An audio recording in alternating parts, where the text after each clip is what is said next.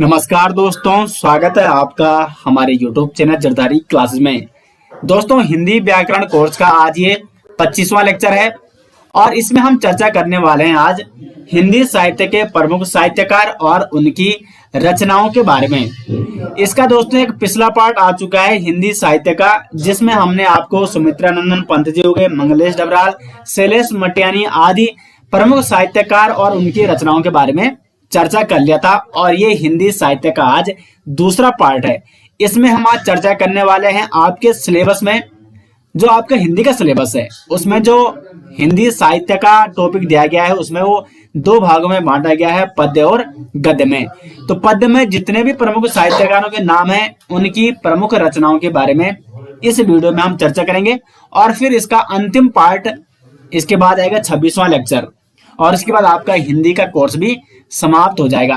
कुछ अभ्यर्थियों का कमेंट आते हैं कि सर समास भी कराइए।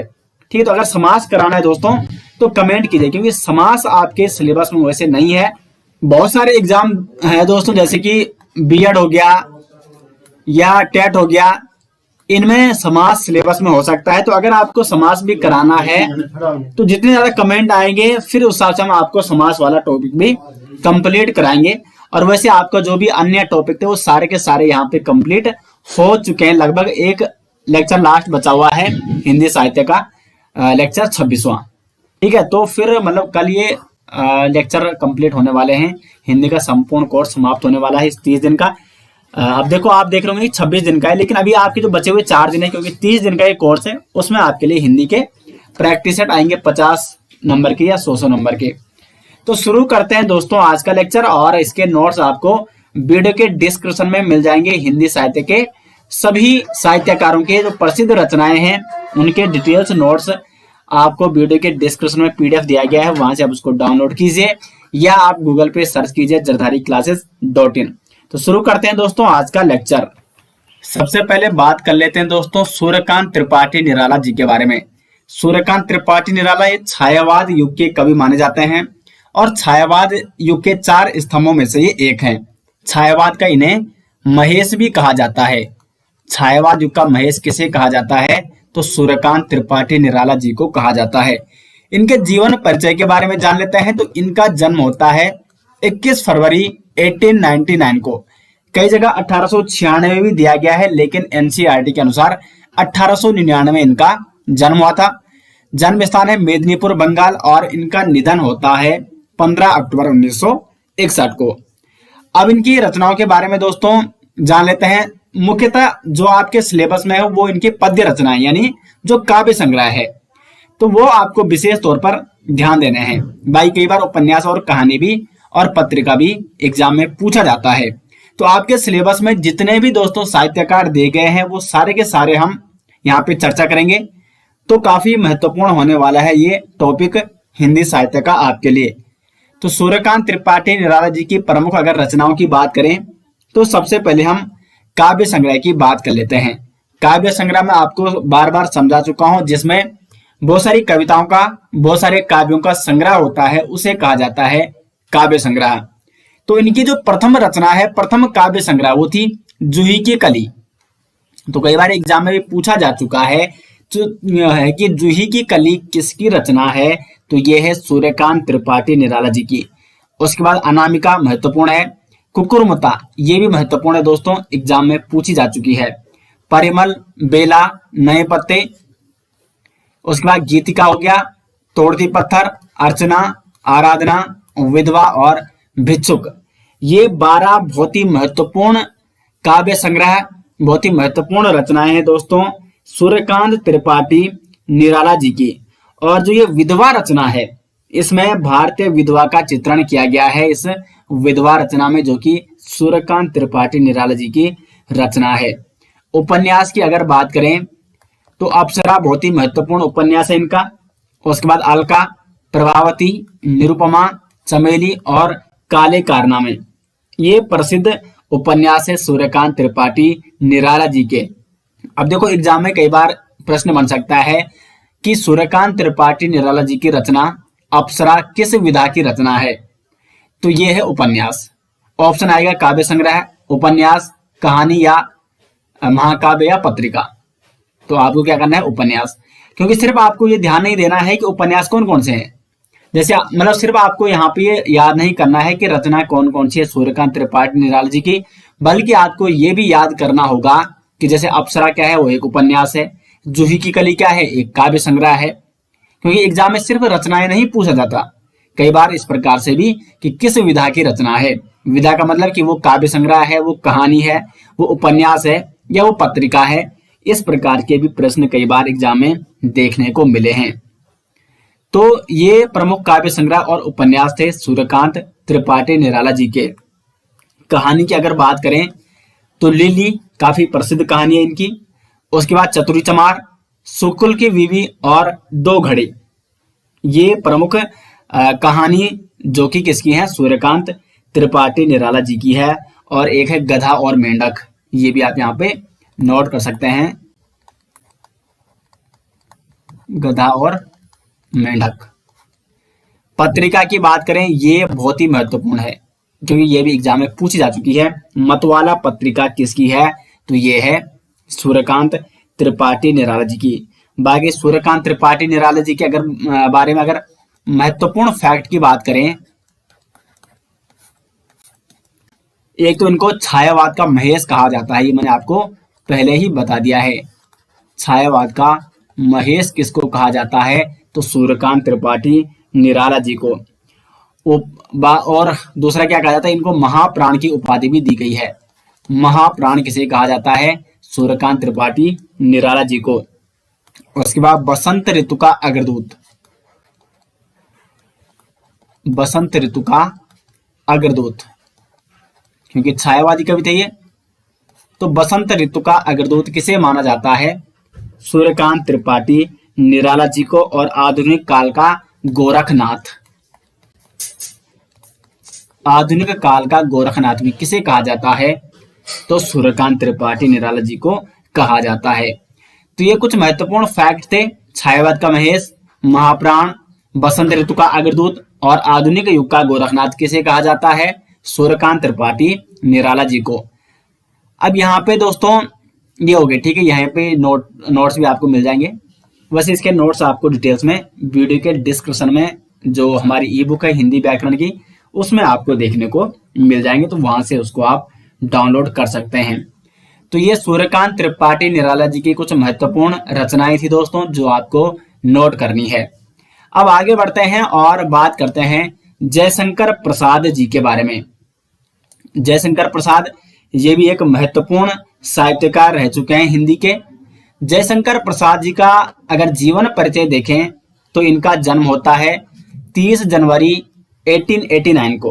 कहाँ होता है जन्म, तो वाराणसी उत्तर प्रदेश में। और इनकी मृत्यु होती है 15 नवंबर 1937 को। जयशंकर प्रसाद जी की अगर रचनाओं की बात करें तो काफी प्रसिद्ध रचनाएं इनकी। सबसे पहले काव्य संग्रह की हम बात करेंगे।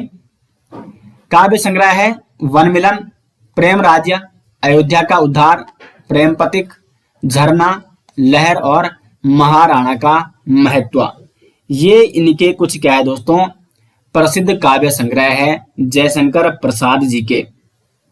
उसके बाद एक इनका महाकाव्य भी है कामायनी, जो कि काफी प्रसिद्ध हुआ। कामायनी महाकाव्य किसका है, तो जयशंकर प्रसाद जी का। और कहानी की अगर बात करें, देखो काव्य संग्रह और महाकाव्य आपको विशेष तौर पर ध्यान देना है, क्योंकि ये जो आपके सिलेबस में है वो पद्य वाले पोर्शन में है जयशंकर प्रसाद। जबकि क्योंकि वहां पे आपका जो हिंदी साहित्य का सिलेबस है, हिंदी व्याकरण का जो सिलेबस है, उसमें हिंदी साहित्य को 2 भागों में बांटा गया है, गद्य और पद्य। तो जयशंकर प्रसाद जी का नाम पद्य में आता है, लेकिन कई बार कहानी और उपन्यास भी एग्जाम में पूछे जाते हैं, तो इसलिए मैं आपको पूरी डिटेल्स यहाँ पे बताऊंगा। कहानी की अगर बात करें तो इंद्रजाल कहानी इनकी, उर्वशी। अब देखो उर्वशी जो इनकी कहानी है जयशंकर प्रसाद जी की, और उर्वशी एक रचना भी है किसकी, रामधारी दिनकर जी की। तो यहाँ पे आपको ध्यान ही देना है, कंफ्यूज नहीं होना। रामधारी दिनकर, रामधारी दिनकर का क्या है, ये एक काव्य नाटक है उर्वशी। जबकि उर्वशी कहानी किसकी है, तो वो है जयशंकर प्रसाद की। और उर्वशी काव्य नाटक किसका है, तो वो है रामधारी दिनकर का। तो इसमें आपको क्या नहीं होना है, कंफ्यूज नहीं होना है।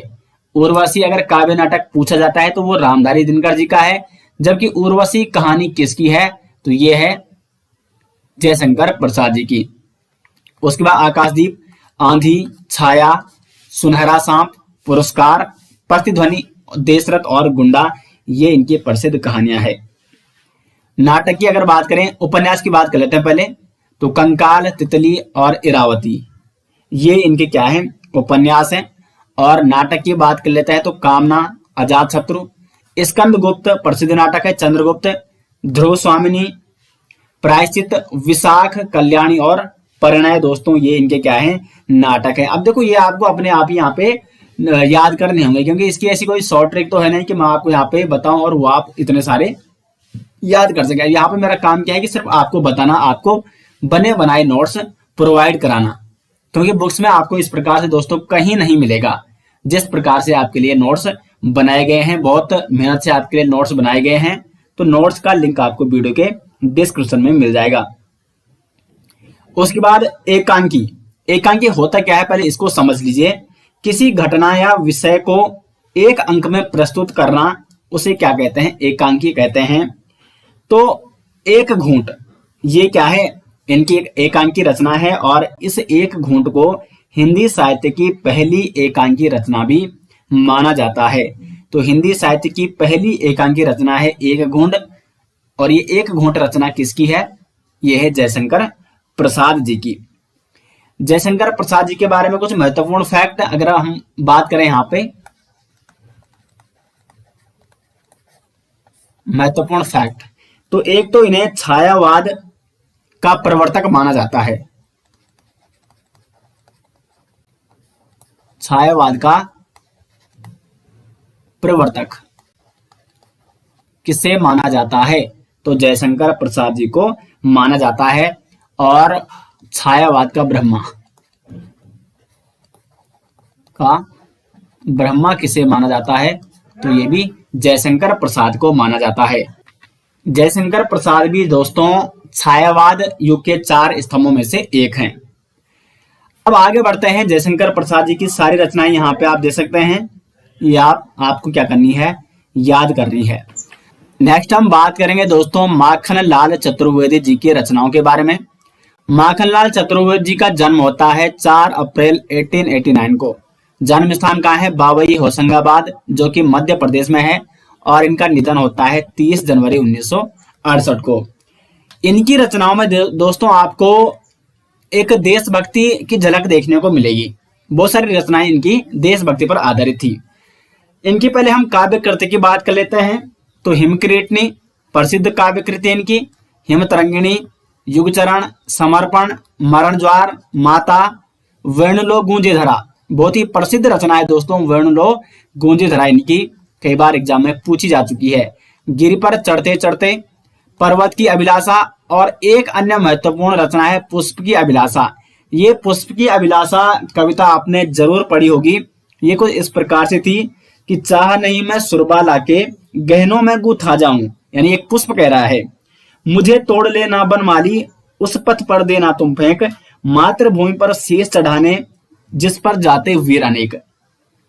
तो ये पुष्प की अभिलाषा थी कि मुझे कहाँ पे फेंक देना है, बनमाली, जहां पर क्या है, जिस पर जाते वीर अनेक, जिस पथ पर मातृभूमि के लिए शीश चढ़ाने वाले वीर जिस पथ पर जाते हैं, उस पथ पर मुझे हे वनमाली तुम छोड़ देने, पुष्प कह रहा है। तो पुष्प की अभिलाषा भी किसकी रचना है, माखन लाल चतुर्वेदी जी की रचना है। और पर्वत की अभिलाषा ये भी इन्हीं की रचना है। एक और अन्य रचना थी आपकी 9th या 10th में रही शायद, ये कैदी और कोकिला, इस प्रकार से थी वो, कोकिला बोलो तो क्या गाती हो, क्यों रह जाती हो। तो इस प्रकार की एक रचना, एक कविता इनकी 9th या 10th में रही शायद, ये आपके सिलेबस में है, क्योंकि एनसीईआरटी 9th 10th का ये मतलब जो भी रचनाएं हैं वो आपको यहाँ पे पढ़नी है। तो काव्य कृति काफी महत्वपूर्ण है इनकी, क्योंकि ये आपके पद्य वाले पोर्शन में इनका नाम है। गद्य की अगर बात करें तो समय के पांव, अमीर इरादे, गरीब इरादे, ये इनके कुछ गद्य रचनाएं हैं। नाटक की बात करें तो कृष्णार्जुन युद्ध इनका एक प्रसिद्ध नाटक है। और निबंध है इनके अमीर देवता, गरीब देवता और साहित्य देवता। और 2 पत्रिकाएं भी इनकी कौन कौन सी है? प्रभा जो कि 1913 में निकली थी, और कर्मवीर ये एक साप्ताहिक पत्रिका थी माखनलाल चतुर्वेदी जी की। तो ये कुछ प्रमुख रचनाएं हैं माखनलाल चतुर्वेदी जी की। और इनके बारे में एक महत्वपूर्ण फैक्ट आपको ये ध्यान देना है कि इन्हें कहा जाता है एक भारतीय आत्मा। एक भारतीय आत्मा किस साहित्यकार को कहा जाता है? तो वो कहा जाता है माखनलाल चतुर्वेदी जी को। मोस्ट इंपॉर्टेंट है, एक भारतीय आत्मा माखनलाल चतुर्वेदी जी को कहा जाता है। पुरस्कारों की अगर बात करें तो 1943 में इन्हें हिमकिरीटनी जो इनकी रचना है, जो काव्य करती है, यहाँ पे देख सकते हैं आप, इसके लिए इन्हें देव पुरस्कार से सम्मानित किया गया था। 1955 में इन्हें हिमतरंगिणी के लिए साहित्य अकादमी पुरस्कार से भी सम्मानित किया गया था। और 1963 में इनको पद्म भूषण पुरस्कार से भी सम्मानित किया गया। तो पद्म भूषण पुरस्कार और साहित्य अकादमी पुरस्कार ये काफी महत्वपूर्ण है 1955 और 1963 में। अब एग्जाम में इस प्रकार से प्रश्न बन सकता है कि माखनलाल चतुर्वेदी जी को उनकी किस काव्य कृति के लिए साहित्य अकादमी पुरस्कार से सम्मानित किया गया? तो हिमतरंगिणी के लिए 1955 में। आगे बढ़ते हैं दोस्तों और बात करते हैं गजानन माधव मुक्तिबोध जी की रचनाओं के बारे में। गजानन माधव मुक्तिबोध, इनका जन्म होता है 13 नवंबर 1917 को। और जन्म कहाँ होता है? तो श्योपुर ग्वालियर जो कि मध्य प्रदेश में स्थित है। इनका निधन होता है 11 सितंबर 1964 को। गजानन माधव मुक्तिबोध ये एक कवि, कहानीकारक, आलोचक भी रह चुके हैं और एक उपन्यासकार थे। अगर इनकी प्रमुख रचनाओं की अगर बात करें तो पहले हम इनकी काव्य संग्रह या काव्य कृतियों के बारे में बात करेंगे। कौन कौन से इनके काव्य संग्रह हैं? तो चांद का मुंह टेढ़ा, भूरी भूरी खाक धूल, ये महत्वपूर्ण है, भूरी भूरी खाक धूल। उसके बाद इनकी कुछ अन्य काव्य कृति है जैसे लकड़ी का रावण, चांद का मुंह टेढ़ा हो गया यहाँ पे, और डूबता चांद कब डूबेगा, डूबता चांद कब डूबेगा, ये भी इनकी एक काव्य कृति है। कहानी की अगर बात करें हम तो काठ का सपना और सतह से उठता आदमी, ये इनके कुछ प्रसिद्ध कहानियां हैं। आलोचनात्मक कृतियां, क्योंकि एक प्रसिद्ध आलोचक रह चुके हैं गजानन माधव मुक्तिबोध, तो इनकी आलोचनात्मक जो कृतियां हैं वो हैं नई कविता का आत्मसंघर्ष और आखिर रचना क्यों, ये इनकी आलोचनात्मक कृतियां हैं। उसके बाद एक प्रसिद्ध निबंध भी हैं इनके कुछ, जैसे कि एक साहित्य की डायरी, नए साहित्य का सौंदर्य शास्त्र, कलाकार की व्यक्तिगत ईमानदारी, ये इनके कुछ प्रसिद्ध निबंध है। और एक प्रसिद्ध उपन्यास है विपात्र। तो विपात्र किसका उपन्यास है? ये है गजानन माधव मुक्तिबोध जी का। उसके बाद दोस्तों बात करते हैं हम राजेश जोशी जी के बारे में। राजेश जोशी, इनका जन्म होता है 18 जुलाई 1946 को और जन्म कहाँ होता है? नरसिंहगढ़ मध्य प्रदेश में। अब इनकी अगर हम प्रमुख रचनाओं की बात करें तो पहले इनके काव्य संग्रह की बात कर लेते हैं। एक दिन बोलेंगे पेड़, ये इनकी एक काव्य कृति है। मिट्टी का चेहरा, दो पंक्तियों के बीच नेपथ्य में हंसी, महत्वपूर्ण है। और समर गाथा, ये इनकी कुछ प्रसिद्ध काव्य कृतियां हैं। उसके बाद पेड़ क्या करता है, चिड़िया, ये भी इनके कुछ अन्य काव्य कृतियां हैं। पेड़ क्या करता है और चिड़िया। एक आपने इनकी कविता भी सुनी होगी कि बच्चे काम पर जा रहे हैं, बच्चे काम पर जा रहे हैं। ये जो मैं एक्स्ट्रा आपको बता रहा हूँ ये वो बता रहा हूँ दोस्तों मैंने, क्योंकि जब मैंने खुद भी जब हम स्कूल में रहते थे मतलब 9th में जब पढ़ते थे तो ये सारी की सारी कविताएं हमने भी पढ़ी हुई है। तो इसलिए क्योंकि ये एनसीईआरटी की हैं और ये बताने आपके लिए महत्वपूर्ण है जो मुझे याद है यहाँ पे, ठीक है। तो बच्चे काम पर जा रहे हैं, ये राजेश जोशी जी की रचना थी। इस प्रकार से वो पंक्ति शुरुआत होती कि हमारे समय की सबसे भयानक पंक्ति है यहाँ। तो ये बच्चे काम पर जा रहे हैं, ये कविता किसकी है? तो ये भी राजेश जोशी जी की है। अब हम इनकी प्रसिद्ध कहानियों के बारे में बात करें तो सोमवार और अन्य कहानी, ये इनकी कहानी है। और कपिल का पेड़, ये एक कहानी है इनकी। आलोचनात्मक कृति की अगर बात करें तो एक कवि की नोटबुक, ये इनकी एक आलोचनात्मक कृति है। एक आलोचक भी रह चुके हैं राजेश जोशी। नाटकों की बात करें तो अच्छे आदमी, कहन कबीर, जादू मंगल, तुक्के पर तुक्का, टंकारा का गाना, और इनकी एक प्रसिद्ध बाल कविता भी है पानी बरसा। तो ये इनके कुछ प्रसिद्ध रचनाएं थी। और विशेष तौर पर इनके आपको जो काव्य संग्रह हैं, जो काव्य कृति है इनकी, वो आपको नोट करनी होगी। पुरस्कारों की अगर बात करें तो 2002 में इनको साहित्य अकादमी पुरस्कार से सम्मानित किया जा चुका है। इनकी जो काव्य कृति है दो पंक्तियों के बीच, तो दो पंक्तियों के बीच इस काव्य संग्रह के लिए इनको 2002 में, यानी राजेश जोशी जी को 2002 में साहित्य अकादमी पुरस्कार से सम्मानित किया जा चुका है। अब देखो, पद्य में अभी तक हमने बहुत सारे रचनाकारों, बहुत सारे साहित्यकारों के बारे में चर्चा कर लिया है। और इससे जो पिछला लेक्चर था दोस्तों, जिसमें मैंने उत्तराखंड के प्रसिद्ध साहित्यकारों के बारे में बताया, तो उसमें हमने जो आपके पद्य वाले पोर्शन में, जो आपके सिलेबस के पद्य वाले पोर्शन में मंगलेश डबराल जी हो गए, और उसके बाद सुमित्रा नंदन पंत जी हो गए, वो सारे के सारे हमने, यानी ये दो हमने, और उत्तराखंड के जो भी अन्य साहित्यकार है वो हमने इसके फर्स्ट टॉपिक में, फर्स्ट लेक्चर में कर दिए हैं। यानी जो कल का लेक्चर था, तो उत्तराखंड के साहित्यकारों के बारे में आपको जरूर देखना है। बहुत सारे, लगभग 6 साहित्यकार हमने वहां पे आपको, जो हिंदी के सिलेबस में है आपके, वो हमने वहां पे आपको बता दिए हैं। अब हम नेक्स्ट बढ़ते हैं आगे और बात करते हैं कबीर दास जी की रचनाओं के बारे में। कबीर, इनका जन्म होता है 1398 में और निधन होता है 1518 को। जन्म इनका होता है लहरा तारा, वाराणसी में। अब इनकी प्रमुख रचनाओं की अगर बात करें तो बीजक इनकी प्रमुख एक काव्य संग्रह है, प्रसिद्ध काव्य संग्रह है बीजक। और इसमें सखी हो गया, सबद, रमेनी, ये सारी कृतियों का संग्रह किस काव्य संग्रह में किया गया है? तो बीजक में। मैंने आपको पहले ही बता दिया था कि जो काव्य संग्रह होता है उसमें बहुत सारी कविताएं, बहुत सारी काव्य कृतियों का संग्रह होता है। जिस प्रकार से बीजक एक काव्य संग्रह है कबीरदास जी का, और इसमें इनकी जो कविताएं हैं, जो काव्य कृतियां हैं, जैसे सखी हो गया, सबद, रमेनी, ये सभी रचनाएं किसमें संग्रहित की गई है? बीजक में, जो कि एक काव्य संग्रह है। कबीर की भाषा के बारे में कई बार पूछा जाता है, तो रामचंद्र शुक्ल के अनुसार जो कबीर की भाषा थी वो कौन सी थी? सदुकड़ी। कबीर की भाषा कौन थी दोस्तों? सदुकड़ी थी। और इसमें हिंदी, राजस्थानी, हरियाणवी, पंजाबी, अवधी, ब्रज भाषा, इन सब का मतलब मेल मिलाप था, इन सब का मिक्सअप था, तो इसलिए इसको सदुकड़ी कहा जाता है कबीर दास जी की भाषा को, रामचंद्र शुक्ल के अनुसार। जबकि श्याम सुंदर दास जी के अनुसार कबीर की जो भाषा थी वो थी पंचमेल खिचड़ी। तो पंचमेल खिचड़ी, कबीर की भाषा को पंचमेल खिचड़ी किसने कहा था? तो श्याम सुंदर दास जी ने, क्योंकि उनका मानना था कि कई बोलियों के मिश्रण से बनी होने के कारण, इसलिए इन्होंने कबीर की भाषा को क्या कहा? पंचमेल खिचड़ी कहा। अब देखो, कबीर हिंदी साहित्य के भक्तिकाल युग में ज्ञानाश्रयी निर्गुण शाखा के कवि थे।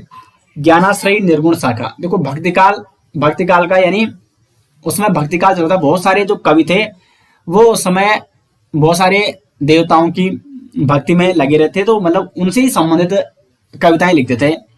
जैसे आपने तुलसीदास देखे होंगे, या तुलसीदास जी के बारे में आपने पढ़ा होगा, मीरा के बारे में आपने पढ़ा होगा, रसखान के बारे में आपने पढ़ा होगा। लेकिन कबीर भी इसी भक्तिकाल युग के कवि थे, लेकिन ये ज्ञानाश्रयी निर्गुण शाखा के कवि थे। निर्गुण यानी जिसका कोई गुण या आकार नहीं है।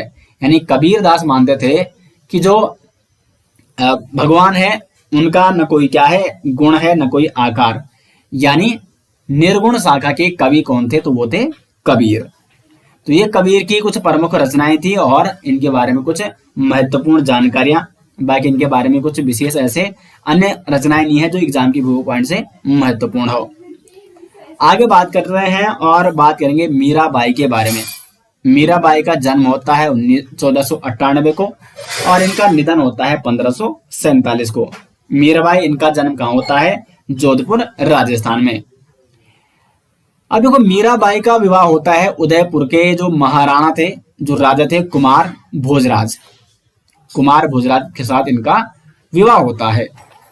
अब मीराबाई ये कृष्ण भक्त थी, तो यानी ये भक्तिकाल युग की सगुण धारा की कवयित्री थी। सगुण का मतलब देखो निर्गुण जो जिसका कोई ना रूप है, ना कोई आकार है, ना कोई गुण है, जबकि सगुण ये भगवान को मानते थे।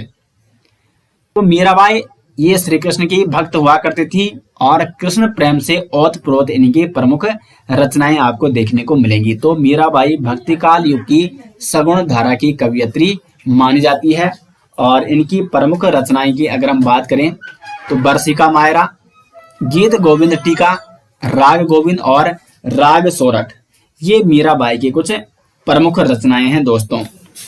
अब बात करते हैं सूरदास जी के बारे में। तो इनकी प्रमुख रचनाएं हैं सूरसागर, सूर सारावली, साहित्य लहरी, नल दमयंती और ब्याहलो। ये काफी महत्वपूर्ण रचना है ब्याहलो इनकी। सूरदास जी ये भी भक्तिकालीन युग के सगुण धारा के कवि थे। श्री कृष्ण के ये अनन्य क्या थे, भक्त थे। सूरदास जी को इसलिए दोस्तों वात्सल्य रस का सम्राट भी माना जाता है। तो एग्जाम में प्रश्न बन सकता है कि वात्सल्य रस का सम्राट किसे माना जाता है, तो वो माना जाता है सूरदास जी को। नेक्स्ट हम बात करते हैं रसखान जी के बारे में। तो इनका जन्म होता है 1548 को उत्तर प्रदेश में और निधन होता है 1628 को। ये भी भक्तिकालीन युग के सगुण धारा के कवि हैं और मूल नाम इनका था सैयद इब्राहिम। सैयद इब्राहिम किसका मूल नाम था? रसखान जी का। अगर हम इनकी प्रसिद्ध कृतियों के बारे में बात करेंगे तो सुजात रसखान और प्रेम वाटिका प्रसिद्ध काव्य कृतियां हैं रसखान जी की। नेक्स्ट हम बात करते हैं गोस्वामी तुलसीदास जी के बारे में। गोस्वामी तुलसीदास जी का जन्म होता है 1532 में बांदा जिला और निधन इनका होता है 1623 में वाराणसी में। इनके पत्नी का नाम था रत्नावली और इनके गुरु का नाम था नरहरिदास। अगर इनकी प्रमुख कृतियों या प्रमुख रचनाओं के बारे में बात करें तो कवितावली एक प्रसिद्ध रचना है इनकी, और कवितावली किस भाषा में लिखी गई है? तो ब्रज भाषा में। रामचरितमानस, दोहावली, विनयवली, विनय पत्रिका, गीतावली। विनय पत्रिका भी दोस्तों ब्रज भाषा में लिखी गई है, ठीक है, विनय पत्रिका। गीतावली हो गया जानकी मंगल, हनुमान चालीसा और पार्वती मंगल। श्री राम के अनन्य भक्त रह चुके हैं गोस्वामी तुलसीदास जी। रामचरितमानस इन्होंने लिखा है। और उसके बाद यहाँ पे लगभग ये महत्वपूर्ण रचनाएं हैं गोस्वामी तुलसीदास जी की। अगर इनके बारे में कुछ अन्य महत्वपूर्ण फैक्ट की अगर बात करें तो इनको एक तो कवि शिरोमणि भी कहा जाता है, मानस का हंस भी इनको कहा जाता है और लोक नायक भी इनको कहा जाता है। तो ये कुछ महत्वपूर्ण साहित्यकार और उनकी प्रसिद्ध रचनाओं के बारे में दोस्तों आज हमने चर्चा की। और लगभग जो आपका पद्य वाला पोर्शन है आपके सिलेबस का वो लगभग कंप्लीट हो चुका है।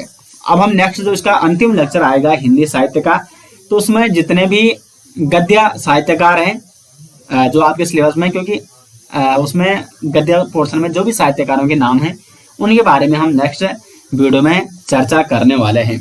तो उम्मीद करते हैं दोस्तों आपको ये लेक्चर पसंद आया होगा। अगर आपको वीडियो पसंद आया है तो वीडियो को लाइक और शेयर जरूर करें। तो मिलते हैं दोस्तों नेक्स्ट लेक्चर के साथ, तब तक के लिए धन्यवाद।